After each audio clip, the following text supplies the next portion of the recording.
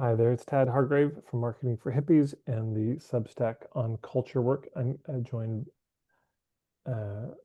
here by Stephen Jenkinson, who is the author of many books, Die Wise, Come of Age, and most recently a book called Matrimony, Ritual, Culture, and the Heart at Work, which I finished reading a few weeks ago. And so in the launch to it, which it's coming out mid-August, you can find it in all your regular book purveyors. There were a number of questions that had come to mind for myself, but I also put it out to my community and asked for questions and received a number back. So welcome, Stephen. Good to have you here. Thank you. And so we'll blame your listeners. Okay, exactly. It's just in advance of everything. We'll just lay the whole thing at their feet. Yes. So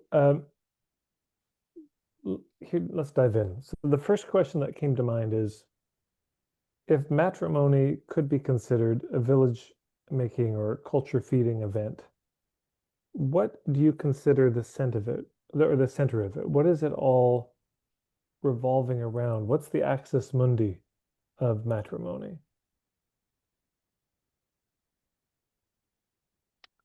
I don't think it has one. I think the rotation is the axis you're asking me about.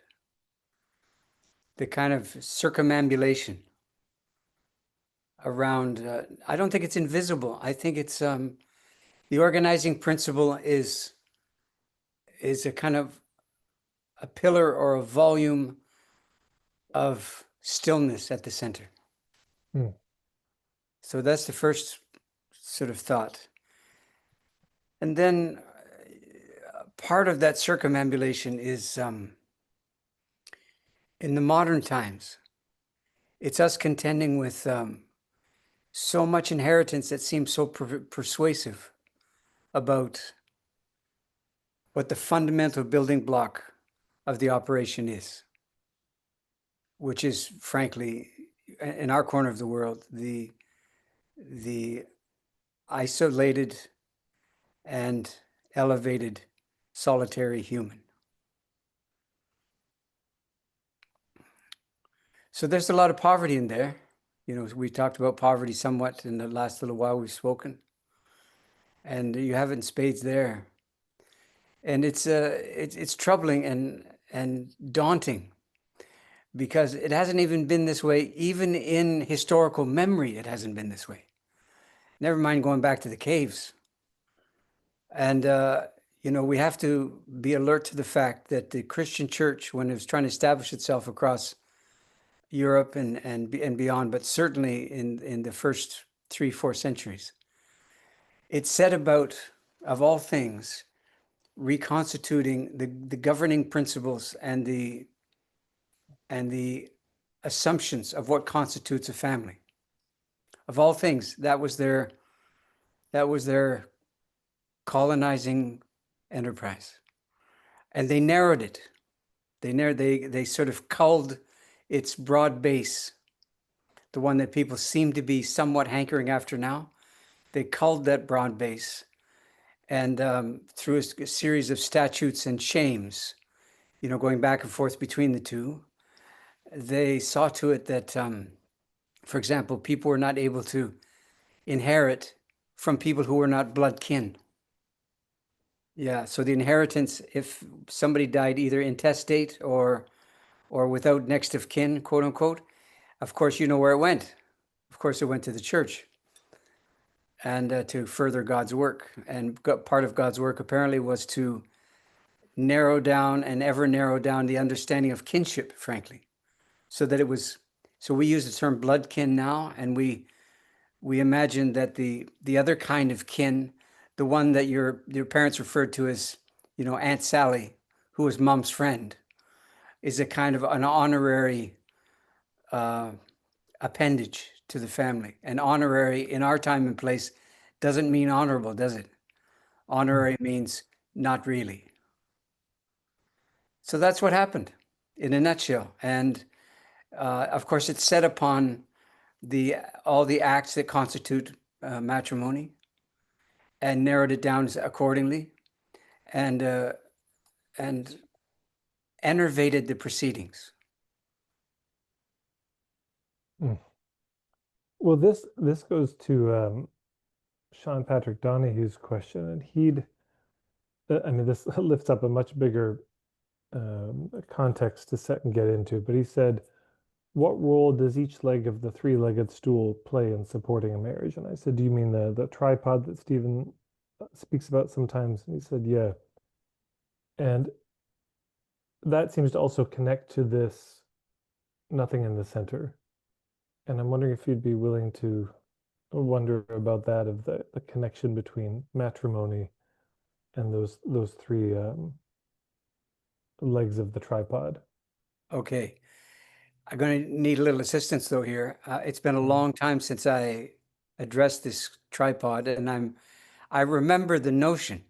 I Yeah. remember the image, but I'm not sure that I remember the constituent parts. Do you? Yeah, I mean, I can at least start us off that there's the one pole of the thing, one leg on the stool might be the uh, human world. Another one, the non-human world, the plants, the animals, Right. and then the third, the unseen. Okay. And certainly one of the images with that, from where I come from in Alberta, you've got the teepees held up by these three poles that kind of lean on each other, like leaning the head on the shoulder of the other, and they seem to hold up the enterprise. So that's, at least to start us off, that's what I Right. recall. Well, what is matrimony? Let's start apparently basic Hmm. or even self-evident. I don't think it's self-evident at all in our time. Why is uh, matrimony necessary, if indeed it is? Because, of course, legions and several generations of our kith and kin have gotten along without it, have proceeded without it, have left it behind some considerable time ago. So it's not like people are lining up for the enterprise. It's already there's a certain oblivion that comes with the territory now. Mhm. And there's a certain shaming, of course, of anything that constitutes tradition. And matrimony is nothing if not, chock full to the rafters with tradition. And tradition is by definition discredited now, and the kind of corollary option available is to make something um, anarchically personal. That's by and large, I think, what most people seem to be looking for in the self-penned vows and the self-initiated quote unquote ritual and the destination wedding and things of this kind. The more personal it becomes, allegedly, the more real it is. The more it departs from anything constituting tradition, the more substantial and real and enviable it is. I would contend that the more personal things become, the lonelier they become. And so I think what you have is congregations of aloneness in these matters. That's basically what happens, is people's aloneness rubs up against another person's aloneness. And for a time, there's a bit of fission or friction, a bit of static energy. So when I've seen the invitations that I've seen, I don't receive many, no surprise. But the ones I have seen, generally speaking, will invoke the word celebration. And celebration, as we both know, it gets you in the door. It's a VIP pass, all access pass. It just gets you in. Who could possibly be concerned with, quote, celebration? Well, I guess yours truly for one. What's the problem? Well, the problem is that most misunderstandings of misapprehensions of matrimony run the line that goes something like this. There is an event that's mushroomed into a relationship called these two people having met and deciding that each unto the other constitutes a really good idea. And they're bolstered by this, and they have a bit of a sense of inevitability that marrying may indeed be just the next thing to do in the sequence. No shame in that, but not a lot of consideration, probably. And now comes the celebration of what? Well, you're invited to a celebration of these two people's feelings for each other, and its alleged endurance and its capacity to withstand heavy weather. In other words, you're invited to something that's going to constitute a stamp of an approval, an imprimatur upon something that already exists. So far, what's the problem? Well, the problem, maybe it's not the right word, the shortcoming is that there's no conjuring. There's just acknowledging. So whatever these two people have managed with each other is the fare, F-A-R-E, that's on offer. And it shouldn't surprise that these things have contracted over time to last somewhere in the neighborhood of, I ungenerously refer to it as the 15-minute wedding. It's probably a little longer than that, but not so terribly long. And if you compare the length of the ritual to the length of the yee-haw event that follows, I mean, is there any question about where the emphasis falls?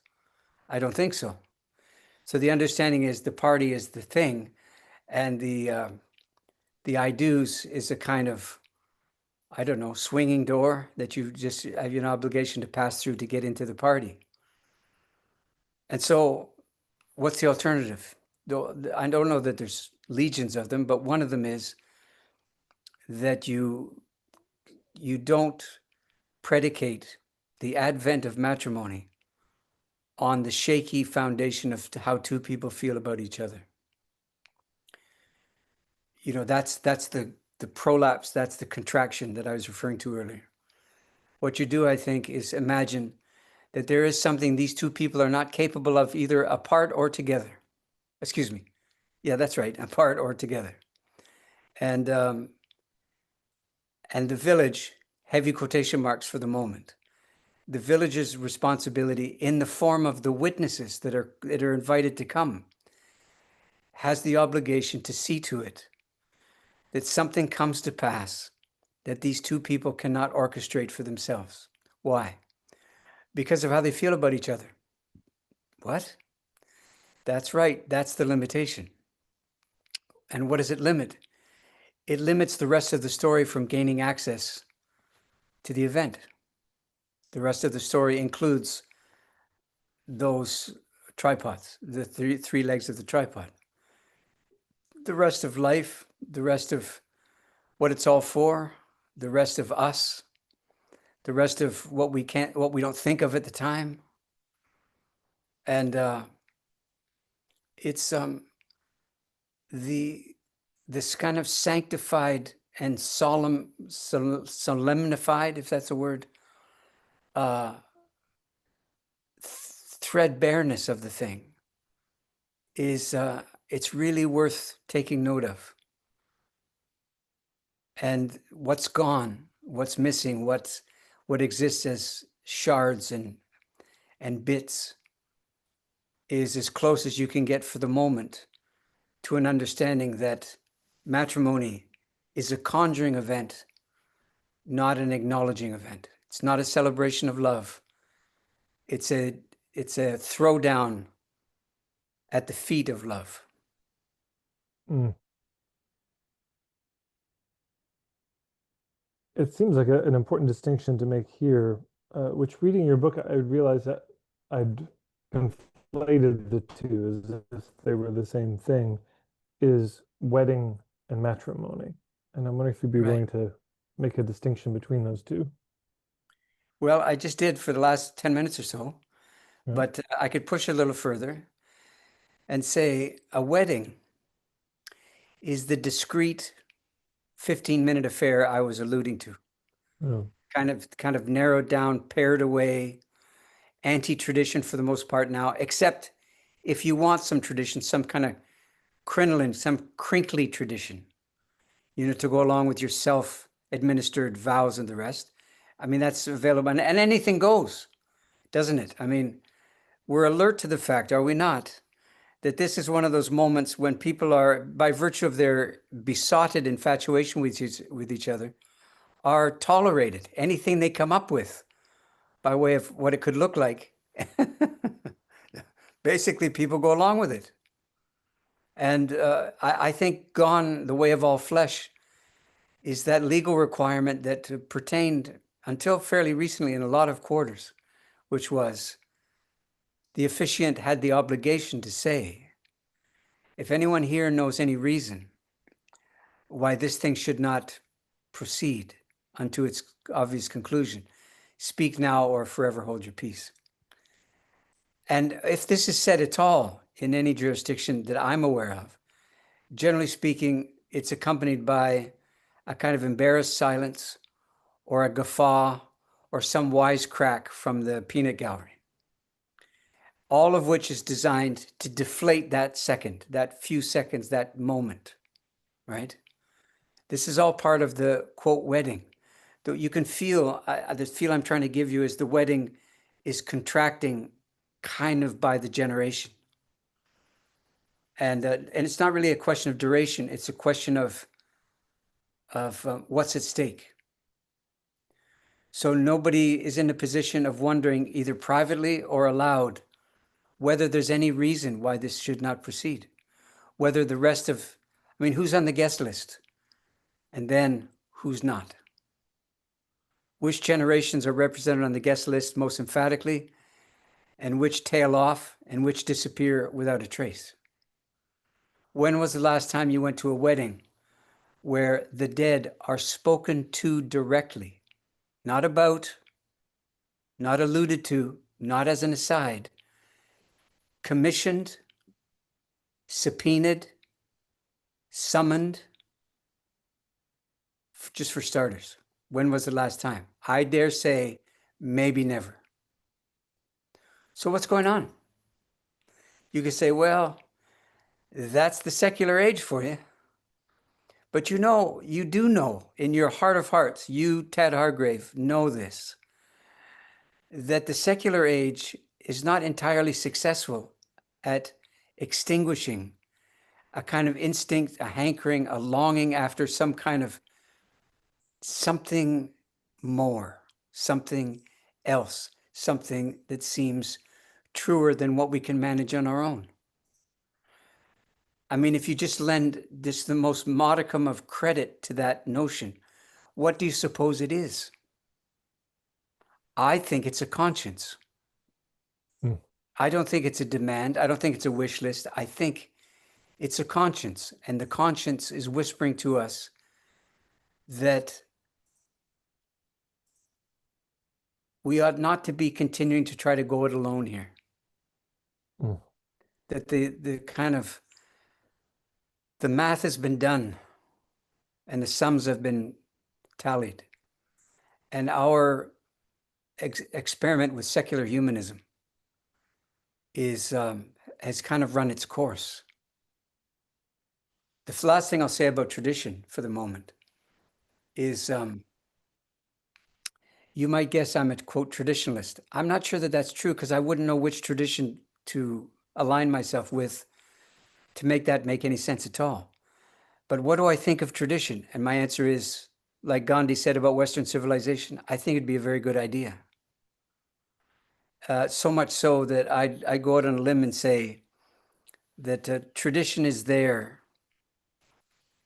to rescue the would-be folks, the would-be betrothed, the would-be witnesses, and so on, from the anarchy, and I mean that in a literal, explicit sense of that term, the anarchy of their own notions of how it should go. Or another way of saying it is, tradition is there to rescue you from your autobiography. So tradition is merciful. It's not constraining. It's mercy in principle. I mean, then you have to break it down and talk about a lot of specifics. But as an overall attempt to reconsider some of the things we're talking about, I'm offering that as a flashpoint for reconsideration. That tradition is a merciful subversion of the anarchic over reliance on individual instinct. I don't think we have instincts, individual habits, and the rest. Yeah.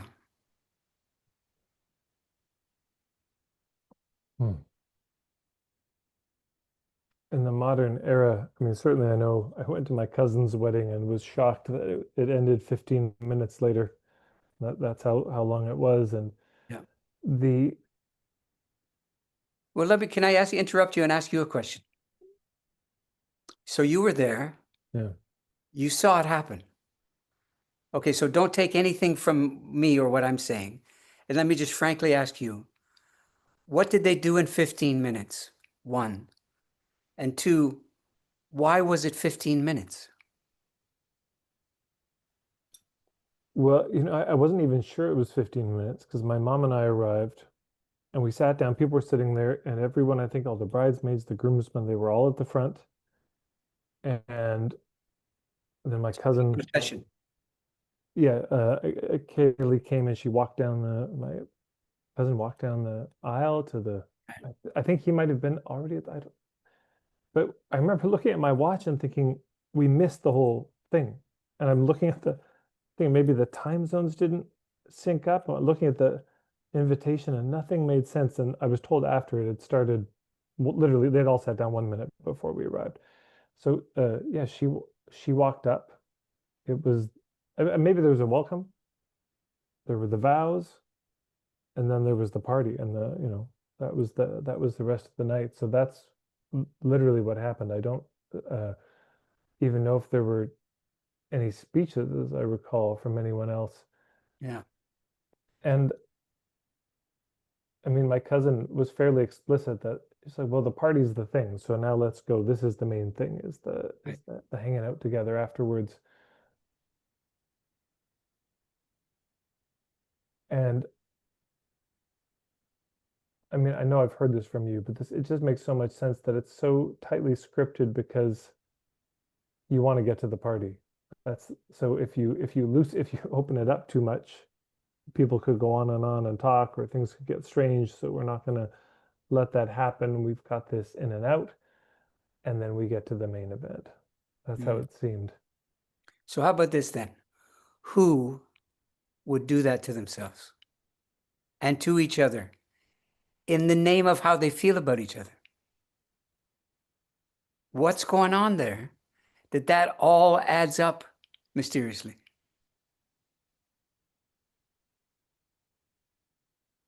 Yeah.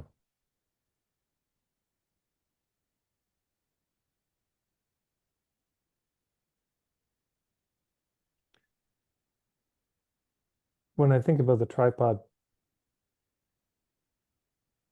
it seems very clear that modern uh, iterations of matrimony or the weddings have disposed entirely of two of those tripods, the unseen and the non-human.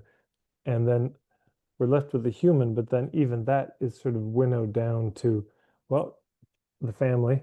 So Yeah.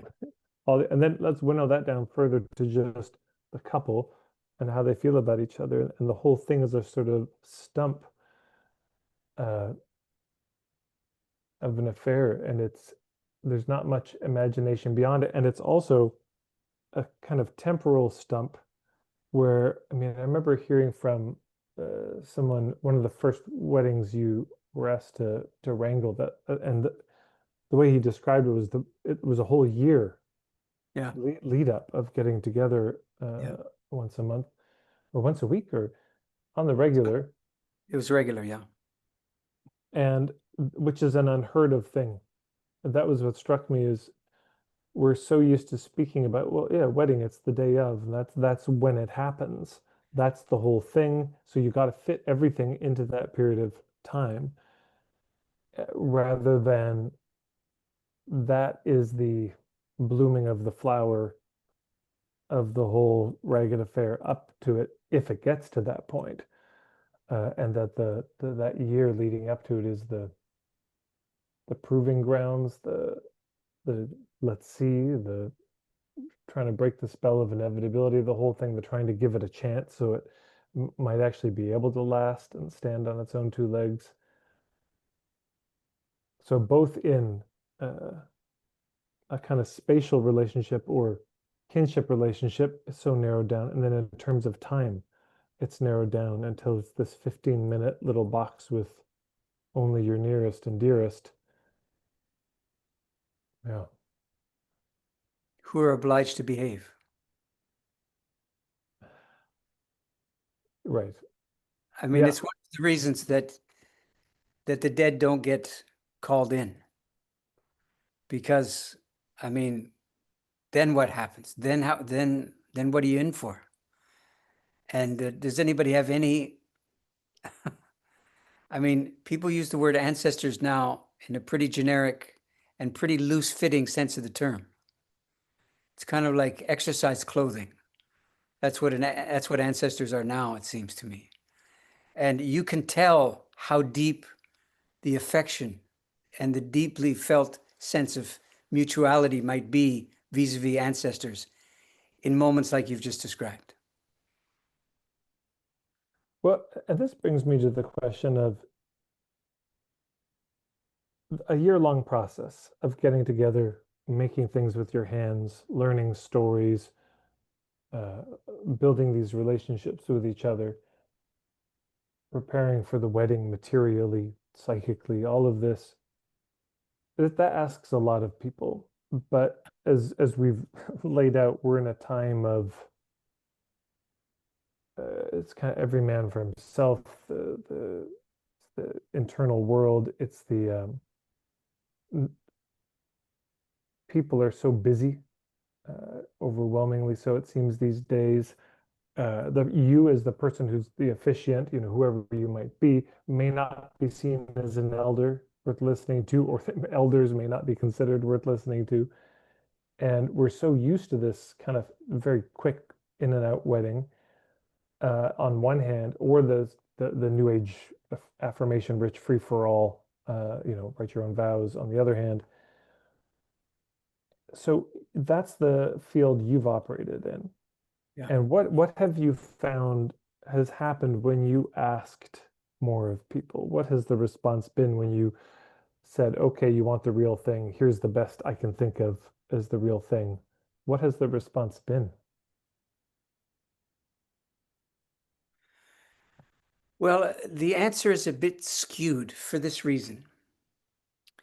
I think almost without exception, the people who came to me to ask me to do this for them didn't come to me cold. Mm-hmm. They came to me basically through the Orphan Wisdom School, I believe. Right. So because of that, they were a bit of what they call a self-selected sample, weren't they? There were certain proclivities that if they weren't there when they entered the school, they were there shortly thereafter. The notion, for example, I call it the Orphan Wisdom School. So those two things have equal play, not only in the enterprise of the school, but in any kind of wedding that's informed by things orphan wisdom. So it's informed by a notion of unconquerable orphanhood on the one side, and the obligation to live as if orphanhood does not preclude wisdom, but it obliges you to a very particular kind of labor on wisdom's behalf, because it doesn't descend upon you directly in an unbroken line of sequence of inheritance, you see. So people were, I guess they gave me the benefit of the doubt to some extent. I think there was that. I think there was a clear-minded vision that the world deserved something from them coming together. Not that they deserve something from coming together. the coming together, if you will, would be their reward. The world still needs to see its share. Let's put it that way. And so at the outset or shortly thereafter, it all came down to me saying the following: I'm agreeing to do this for you, but I'm probably not agreeing to do what you're asking me for. I'm agreeing to do something else, and this is what it is. I will be Matrimony's amanuensis. I will be Matrimony's spirit lawyer. I will be the one who sees to it that Matrimony not only has a seat at the head table, but is the officiant divinity of the proceedings. What's going to happen from time to time, including the day of, is that you will look around for me, imagining that I was supposed to be in your corner all along, your corner or your corner. And you will look in vain to find me there. And you'll have to try to remember today and what I'm saying to you today to try to compensate for what you think is my sort of drastic abandonment of you in a time of, abject need. But listen to me. That's what your wedding party's for, okay? The officiant is not an appendage of the wedding party. The officiant's gig is to be Matrimony's spirit advocate. So I am in Matrimony's corner. And if there's any departure that finds itself into the proceedings, I'm inviting you to consider that you're the one who moved, not me. Because I can keep Matrimony in view, you see. I'm not buffeted by all the expectations of family and all the rest and so forth. You have a much harder time. This is why you should not be doing it alone. That's why the witnesses are so important. That's why the wedding party is so crucial. And I can tell you as a sort of global observation that, yes, you're absolutely right. I asked a tremendous amount of people, and I gave them a tremendous amount. I mean, there's big chunks of my life I'll never get back, Ted, because that's what I was doing, you see. And there was appreciation at the time, but I can tell you overall, the appreciation depreciated over time as the kind of carborundum effect of the deeply disapproving families kicked in, and people discovered, to their considerable dismay, that blood is thicker than a lot of things, and that the family claim upon them and upon their psyches and their spirits turned out to be stronger by a good margin than what they expected and what they imagined they would be able to contend with. So they felt a kind of split, obligation and other things, and the family. So I can put all of this into one little vignette that it's taking me longer to tell it to you than it took to happen. And this is what it was.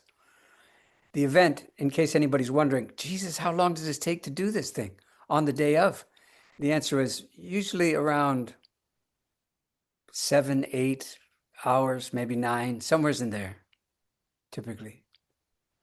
And during the course of this, where there's a lot going on, it is very much a 3-ring circus in some ways.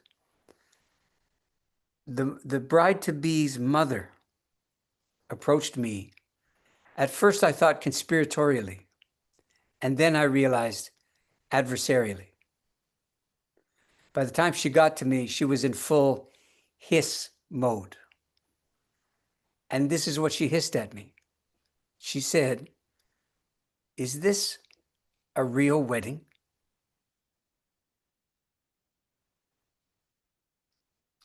Now, the first thing I'll point out is, I will dare say, she never went to the front of a church, went to the priest or the minister or the rabbi or whatever it was, and asked the self same question. Never once. So why do I get that treatment and none of them get that treatment? That's a good thing to wonder about. Well, it's because everybody knows what a wedding is. Do they now? And where does everybody's education on things wedding come from? The movies? The Graduate? Remember the film The Graduate and the wedding scene there towards the end? Yeah. Where does it come from? Where does your tutelage on the matter come from? Where do you think you learned what a quote real wedding unquote is? And are you absolutely persuaded that you'd know one if you saw one? Do you have any expectations that are unfulfilled of a real wedding? Anyway, you might be interested. So, man, what happened after she asked you that? What did you say? Well, I was under attack. Okay, let's not fool around here. It was an assault of a kind, and it was a very calculated, a very deliberate assault too. Not that it wasn't understandable. I'm just saying, she's old enough that grace should be expected of her. That's what I'm saying. And it was nowhere to be found. Now, having said that, I should have responded with some kind of grace, shouldn't I? I should have. And it wasn't my best moment. And I wouldn't say that I'm proud of it. So that's not why I'm telling you the vignette. It's because you asked me, dude, what happened? And everything is in this vignette. She said to me, is this a real wedding? And it wasn't 2 beats. And I said to her, are you a real mother? I didn't hiss it, by the way. I said it like I'm saying it to you now. Are you a real mother? And obviously it's very confrontational, isn't it? I'm not sure that I began the confrontation, though. Clearly, I entered into it, but I didn't come to it that way. And what was I saying? I was saying to her, you might think motherhood is an inalienable proposition, that once a mother, always a mother, and that your repertoire and your arsenal is God-given. You might think all that. So this is me saying to you, do you, honest to God, in your soul, believe that in this moment of all moments, the mother thing to do is to challenge the veracity of what her daughter longed for above anything else? And not the jam to ask her daughter whether this is a real wedding, but to ask me. So that was my throwdown, clearly. See, what I could have said is something in the order of, how do we know what constitutes a real wedding? Where does it come from? The questions I was asking you 3 or 4 minutes ago. I probably should have done that, but I was caught a little unawares. I was never caught unawares again, I have to tell you. So surprisingly then, the more I was willing to do on behalf of Matrimony, the more frank pushback and worse came from mostly families. Yeah. Well, that gets to, or is connected to Tina's question. It sounds like a fun gig, by the way, being an officiant. Sounds great. Yeah. But my friend Tina was asking me, sent a voice note and said that she'd had such a troubled relationship with her mother, absent, not healthy, and that Matrimony is so connected with this mothering of culture. And so how do we, if we haven't had a healthy example of a mother or relationship with our mother, how do we learn to mother culture in the absence of a lived out example on the personal level? Well, your mother may not have fit the bill, but it's not that likely that you had no experience or encounter or exposure to any kind of, let's call it upside mothering. That's less likely. And of course, it's hard, right? If it's not happening at home and you see it elsewhere, that's tough. It's really hard. I'm not saying it isn't.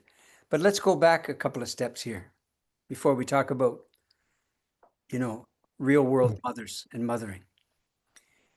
Of all things that this conjuring over time could be called, of all the things, why is it called matrimony?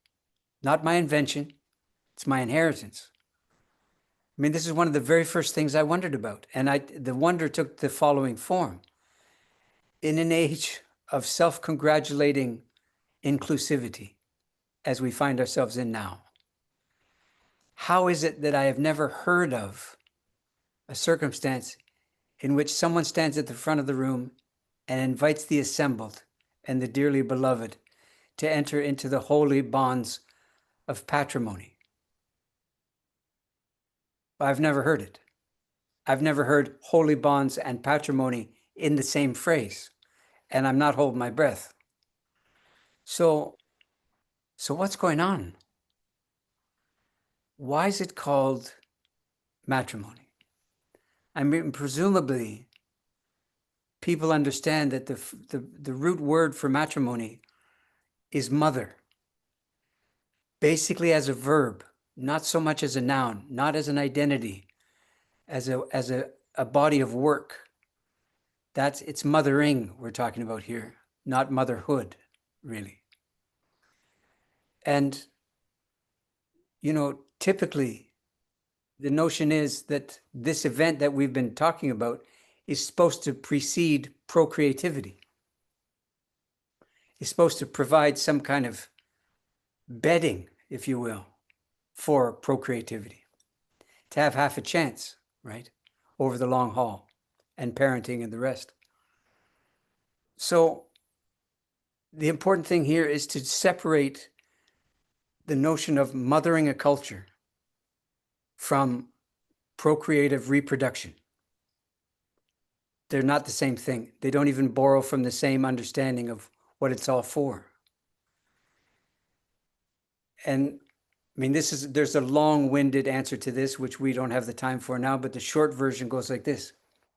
The patrimony that I referred to, which is a word that I dare say most people listening have never actually said in their lives. But in fact, in sequence, and in priority, patrimony comes first. Now, a lot of naysayers will say, yeah, of course it does. Oh, well, you're not going to get me to say, are you a real mother to that? But I'm pointing something out here that's really vital to the proceedings. Because we're not talking about fathers or fatherhood. We're talking about fathering here, right? Not procreating, fathering. Not fathering infants, fathering whole notions of communal life. What basically constitutes patrimony goes like this. See, the anthropologists have it right. They're the ones who use the term more than anybody else, or sociologists.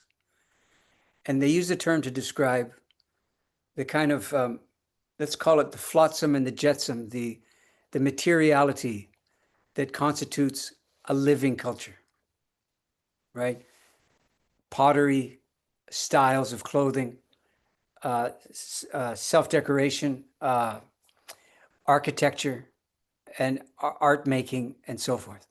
All of these things are examples of cultural patrimony. What are they for? They appear in the world. They're not feelings. They're undertakings. They're evidence. They're proof. Now we're getting somewhere. Proof of what? Proof of the willingness of the practitioners of patrimony, not all of whom are men, of their willingness to lend their shoulder to the work of making material culture as a prelude for matrimonial culture to move into the home, to the house that patrimony built. In a nutshell, that's what it is, which is why the deeply discredited term homemaker is worth reconnoitering now in terms of the discussion we're having. So patrimony comes first because you got to build a house. to give the nascent life a chance, to get in out of the weather like that. And matrimony, if it's willing, if it's persuaded, moves in. That is marriage. Taking the form of 2x2, a 2x2 arrangement. But the marriage I'm talking about really is the willingness of individuals and small groups to conduct themselves as if certain things are true, which impede their radical personal sovereignty.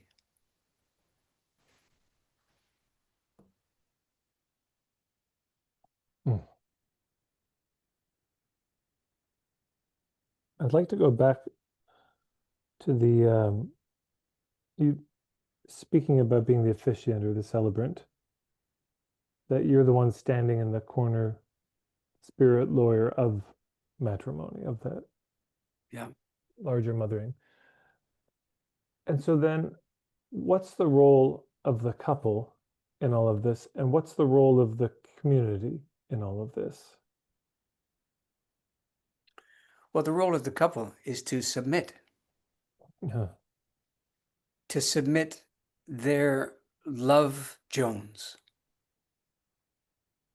to the needs that the ersatz community would have of them. Okay. Here on the farm, we have a young family. They're young in terms of how long they've been together and made a child and so on. But the people involved are not themselves young at this juncture, right? And I can see the fatigue from time to time. And the greatest single fatigue on a working farm is the child they've had. That child is the occasion for an extraordinary amount of exhaustion. At which point I get to say to them, there's a reason that, quote, traditionally, this was undertaken by people in their late teens and 20s. Because that's what you need to contend with what you're contending with. You just need basically unlimited supplies of the capacity to turn the page and keep going. So if you come to all the things we're talking about here in your late 30s, your mid 40s, you've done nothing of the kind before. You've toyed with the notion of community. Maybe toyed's not fair, but you've worked on behalf of the principle. But you do find your time in with community to be singularly frustrating or off-putting or disappointing or worse, right? Okay. So all of this comes around, doesn't it? In a moment that's supposed to be given over to what? I will just go out on a limb now and make a declaration I can't really substantiate. If you would agree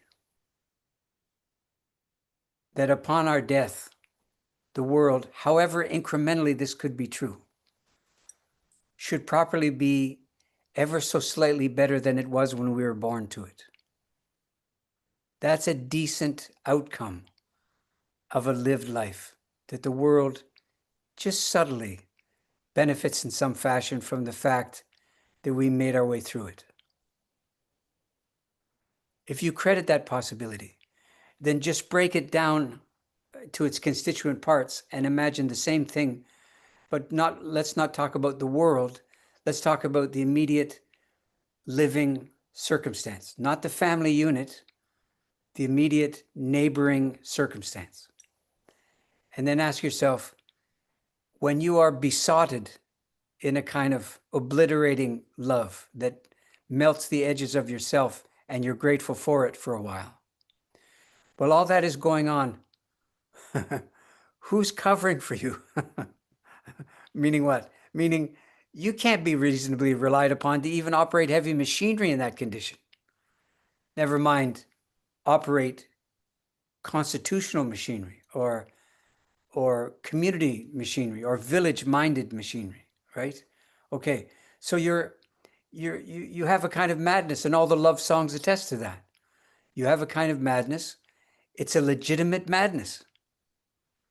It's just the mark of a sane society that not everybody's mad at the same time. So not everyone is persuaded by your madness. They love to see it in you. And quietly, the older people among you would quietly say amongst themselves, they're glad it's not them, Mm.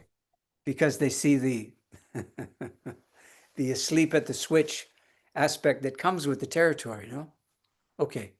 So this means that subsequent to the wedding, subsequent to the honeymoon, subsequent to the first of everythings, quietly and subtly and slowly, the community should begin to employ the remarkable upside that has found you. It should give you working places where you can invest that indefensible sense of well-being that you're now walking around with.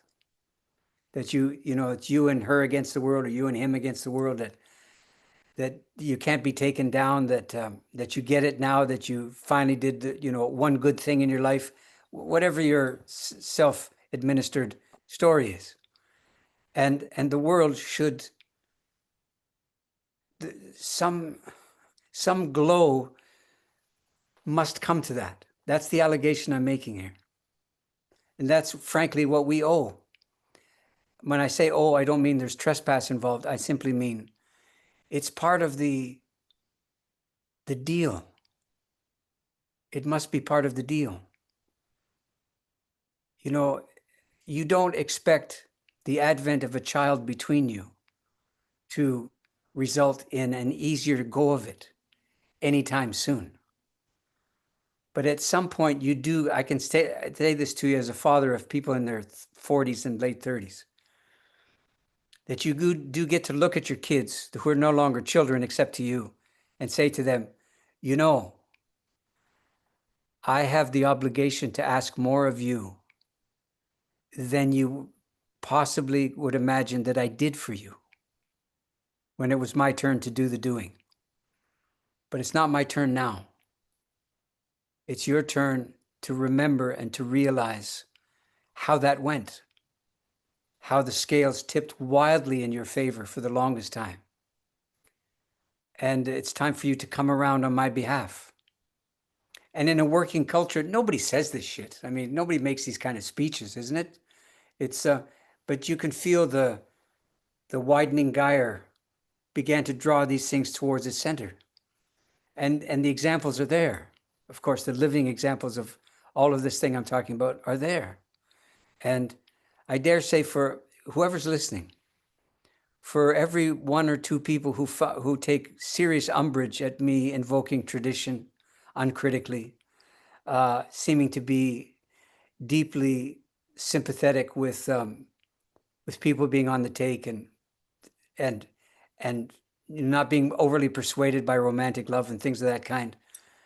For every one of those people, there's at least a half dozen that some part of them is going, in a kind of longing spasm. Mm. Sure. And that happened over and over again at the weddings, Tad. I know you're going to ask me a question. I'll just end with this. So at one point during one of the weddings, a biker, I mean, an honest to God biker dude, I think he had the helmet in his hand, actually. He walked up to me. I didn't know what was coming because we were in some pretty exotic territory, right? And clearly, probably not his territory. And he walked up to me, and I looked at his face, and I realized this guy's been weeping. And what he said to me was, is this supposed to hurt? Mm. Completely buffaloed by the whole thing. And I said to him, does it? And he said, it does. And I said, great. Is it supposed to hurt? That's beautiful, no? Well, I know, or at least I've heard, that there were a number of people who felt that hurt who then reached out to you and said, I've been asked to do a wedding. I've been asked to stand in that role as the officiant, and that you were generous with your help of them and, gave the ideas and support that you could, not having a book to direct them to. And I'm Yes. curious, have there been any echoes of that, of reports back from the field and the front lines of the whole thing from these people? Yeah, there have been.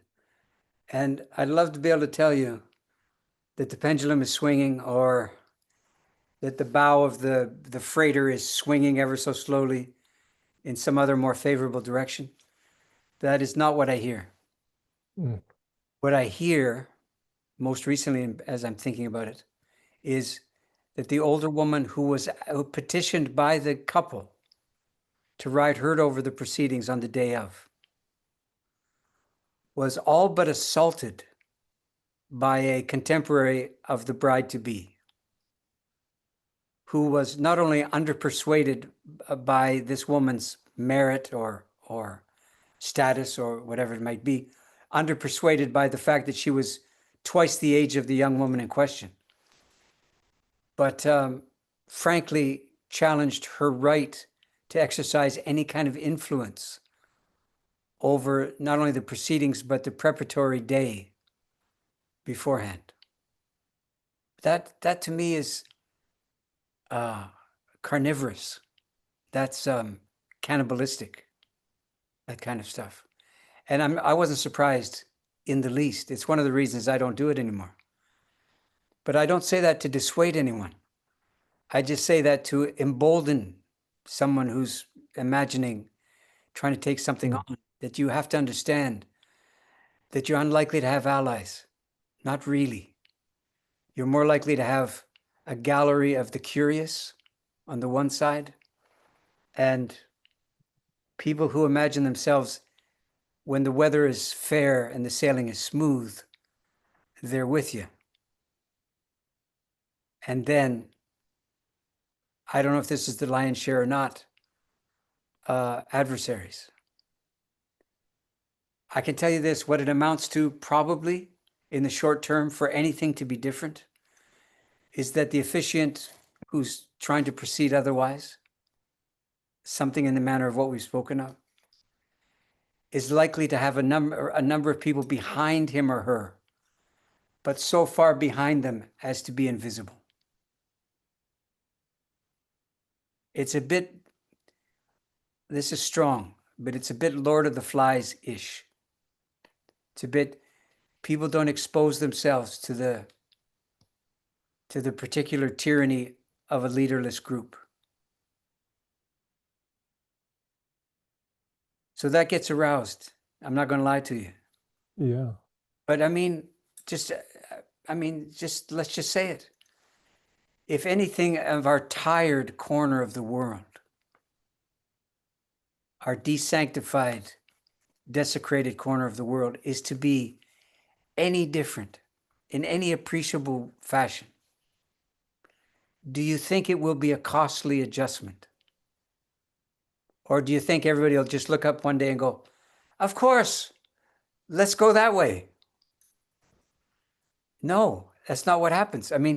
Things are the way they are because most people, either by their active participation or by their silence, have invested in it. It was the same thing for me in the death trade. When I tried to advocate for the notion that death wisdom is required here, it's not a given, it's actually required that you have to work on it. The pushback was so fierce because, quote, everybody knew that they were going to die. But when push came to shove, it was clear that almost nobody knew. So this is another iteration of the same kind of how should I put this? A wisdom that should be democratized is atrophied and siloed instead.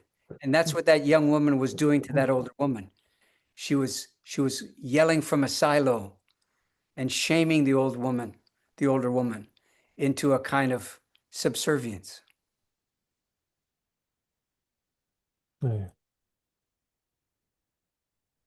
Two thoughts as we wrap. One is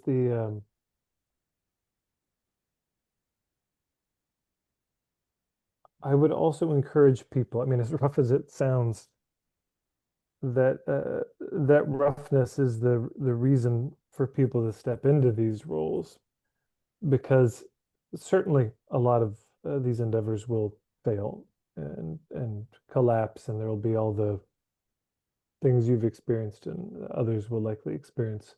All the poverties rise up. And in my experience, having been at two of the weddings that you rode herd over, seeing the failures was instructive. Seeing the calamity, seeing the poverty, seeing the mild and stronger mayhem was an enormous education of how to, number one, be at somebody else's wedding differently, and should the time come, okay, what notes could I take on how I might do this? So from both the successes and the failures, I feel like there's so much learning, and uh, the intent to just nail it the first time and get it right, and no poverty appears is naive at best, and maybe selfish at worst. But the second thing was, this image was coming to my mind as you were speaking of that the modern marriage industry has become this little stump of the couple together, or two stumps side by side, and that's the center of the whole thing. And everybody knows that's what's in the center. They know that's supposed to be in the center, and they're very upset at the thought of those two stumps, of those two individuals not being in the center. Yeah. And what I remember from you speaking about with this tripod, I remember it very clearly in one of the sessions of the school, and you spoke about this, the human world, the non-human world, the unseen, and that there's nothing in the center. And that nothing is where everything happens. It's the being held by the relationships architecturally between those three. That's the world that we have the privilege of living in. And would you say it's fair that that's the role of the officiant, is to make sure that space gets held? Am I understanding I don't know, the architecture of that, would you say? Yeah, I wouldn't, I'm not a fan of the phrase holding space, so I wouldn't use it now. But you could imagine it something like this. The temptation is collapse. The kind of tensile strength of the various members architecturally are suspect in our time. Okay? Not only the center cannot hold, the periphery cannot hold very likely either. Okay? So the celebrant is by definition a liminal character. And his or her principal responsibility dramatically is to work him and herself out of a job. Mm. Okay? To vacate the throne and leave it empty such that God might appear. Mm. Mm. If every Mm. seat is taken and there are no further invitations sent, be not surprised that we look around and wonder if that's all there is. And then, of course, getting your party on is the reason for it all. There's nothing wrong with a good party, but man, it's a doozy when you barely made it through to get to the party, when nothing was a given, when you weren't celebrating anything.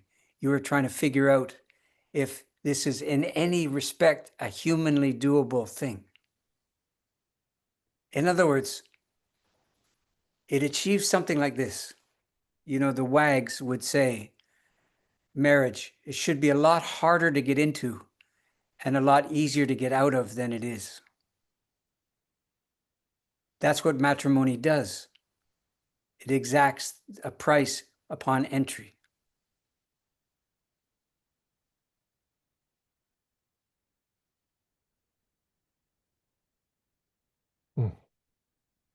Thank you, Stephen.